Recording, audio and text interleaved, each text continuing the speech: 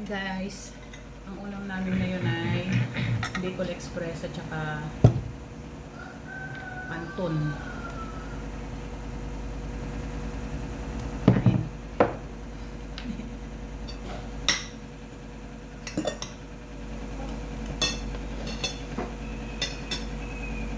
Nagtanim kasi ako ngayon guys, kaya ganito.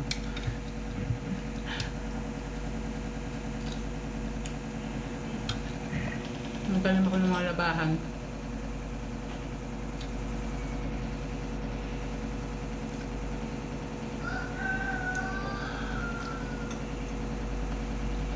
Sagot na naman yung tanim dyan.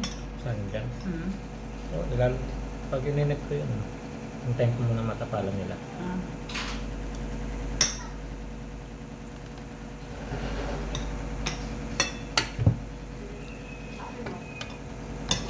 Wala pang mga gamit doon.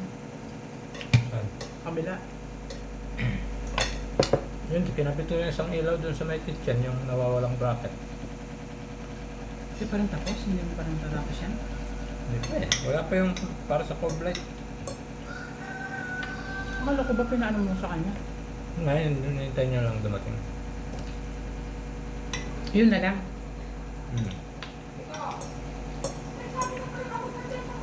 Ah, patapos na rin talaga yan. Retouch na nga lang eh.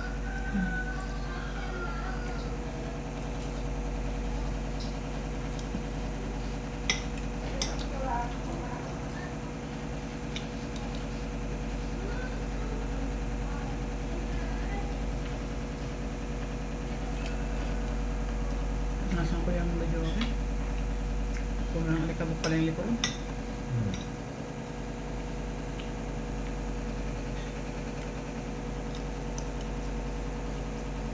Napasukan na sila lahat. Oo, pasok na. Nire-repair yung isang bila. Sa Saan? kaya. Bakit? Doon sa sala may tumulo. Hmm. Tapos pinuntahan ko nga bago ako umuwi. Pinapunta ka doon? Bakit? Ano Sabi niya kasi may dumadaan daw doon sa tubo ko. Eh, tinignan ko. Hindi naman sa akin. Sa aircon pala yun. Ngayon?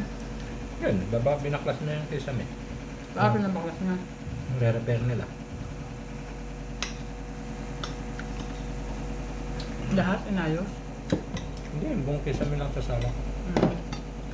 May gagawin ka rin doon. Malagyan mo ito. Oo, ayusin ko yung ilaw doon. Huwag na kisame nila. Alpak? Nagbarado yung ano, yung sa aircon, yung drain. Sino gumawa nun? Yung mga nag-aircon niya. Palpak ang mag-aircon na.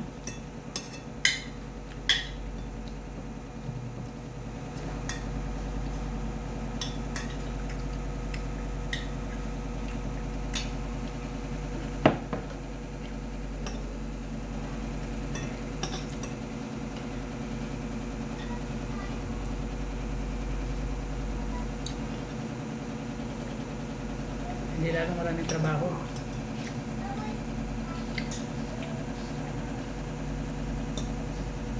Buti ka mo, walang guest siguro. Nila yan. Malapit na rin sa amin eh.